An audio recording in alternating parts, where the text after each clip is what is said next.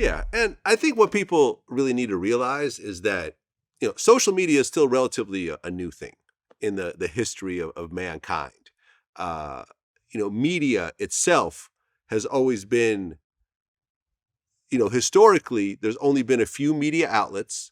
They've had to cater to as many people as possible because there's only a few channels on TV. There's only a few, newspapers. There's only a few magazines. You try to catch as many human beings as possible to subscribe or watch and so forth. With new media, which is something that I started 13 years ago, I didn't start it, but, Vlad TV started in the era of new media. Right. I quickly realized that it doesn't matter if I get the mainstream. I have a very loyal audience, and that audience, and I look at my statistics and I look at my, my demographics and everything, is a 90% male audience, age 18 to 35, located in certain cities, mostly New York, Houston, Los Angeles, Chicago, and so forth. A large African-American audience, a large Spanish audience, also, a large, white audience, although not as big as those other audiences. So I've had to put myself in the mind state this whole time of I'm creating content for my core audience. Now, I remember there was a situation where I had a female employee who said, I don't like the type of stuff you're putting out there. You need to do more of this type of stuff, where it's like, well, but this isn't created for you. Right. What we create is not meant for you to consume. You're only 10% of our audience. So I can't cater, I can't put, makeup tips on my website or do videos about that because my audience doesn't watch that shit. Right. Men have no interest in that.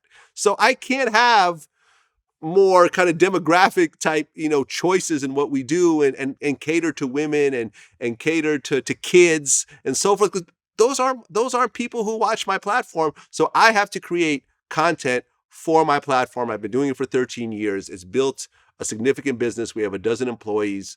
We have a production company. We have multiple studios. It's worked for us. If you don't like it, and there's lots of people who despise Vlad TV, who feel we need to be canceled and obliterated and no one should ever come to our platform and the world would be a better place without us. And that's fine. That is their platform catering to their audience, saying those things. And everyone in their comments like, yeah, we agree with you. It doesn't have any effect on us. Right. We still do great, but we have to focus on what it is. And I think that you're kind of in the same type of boat where you figured out over the years what reacts with the people who watch you. And that's going to piss a lot of people off. And that's okay, because we're in a world where you could have a very specialized type of media outlet that caters to people that really, are super fans of this. And you don't have to make everyone happy, and you never will anyway. No, and thing is, men's content for men has been mischaracterized as you're a bunch of misogynist, woman-hating, incel, this, that, can't get a woman. That I was like, no, this is the same stuff men have been talking about anytime men are together. We rank women. Hey, man. Back, depends on how old you are, Charlie's Angels, which angel was hotter? Farrah Fawcett, Linda Carter. We do these things. So when I've been on other platforms, people who are around a lot of men understand they do this stuff, but, my audience is primarily men, and it is rare for a lot of men to see, and then a black man sitting on camera who has the nerve to talk about men's and women's relationship stuff, but then also talk about black folks. Our stuff, and how, well, it may be in general have a lot to do with men and women. What about our more unique situation? I'll talk about both of them. And I've come along in a place where a lot of guys didn't exist. But before I was around, there was the larger manosphere, there's the black manosphere. There are content creators everywhere. And for the most part, what you're starting to hear is your uncle, your cousin, your brother, men who have felt like they have not had a voice, could not even be honest or tell the truth without fear of being canceled, saying thank you. And you're starting to see more and more and more people come up, There are people who were in this sector, this space before me. There'll be people after me, because this is not going away. It's only getting larger. I was looking at this channel, Mediocre Tutorials and Reviews. This guy, he had Shahrazad Ali on his channel. Shahrazad Ali has been saying the same things that a lot of men have been talking about for the past 30 years, and it's got a new resurgence. And what is she ultimately saying? That we need to have our men and our women have better respect for one another. And the conversation needs to be joined by women. Women are not our enemies. And that's the point. That's what they've tried to cast me in this misogynistic, such and so forth, blah, blah. But when you hear a woman say men are trash, you can't talk to me about misogyny. That's misandry.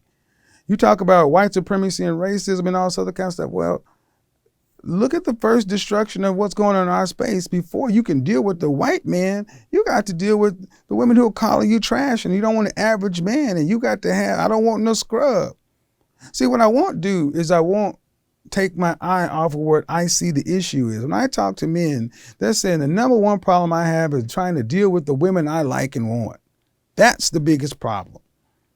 And that's what we're talking about. And they don't like the fact that now accountability and conversation is focused on their portion. And see, the thing is, I find it funny, Vlad. It's like one thing that I get more than anything else. Well, we hear you talking about the women. But why don't you talk about the men too? I talked to the men for 3 years. It's all up. But no one wanted to hear this stuff. But when I started talking to the women, then all of a sudden it became this. Well, I look at it from a state of triage. If this is what's bleeding the most, stick with this. Don't worry about the ingrown toenail. Right. The internet loves to tell you that you have no right even talking about a subject. Right. They love it. I don't know how many times I've been told that I don't have the right to speak about Black issues at all. Mm-hmm.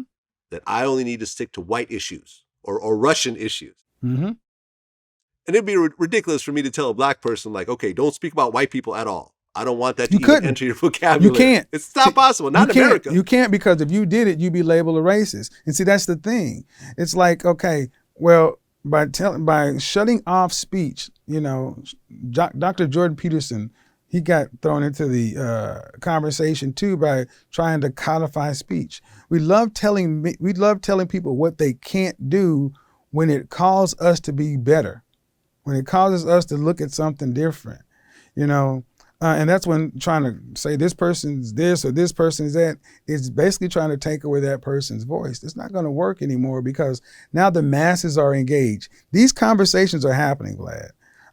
My conversation initially started with, as an image consultant of men of a certain age and a certain demographic, socioeconomic status. I was at the mall in Atlanta, and I ended up taking photographs for 30 minutes with young Black men, all under the age of 25, who found me on TikTok.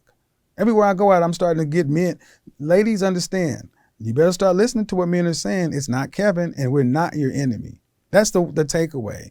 Listen, before you judge what you think you know about me, I challenge anybody to watch a broadcast end to end in good faith, and then see what you come away with.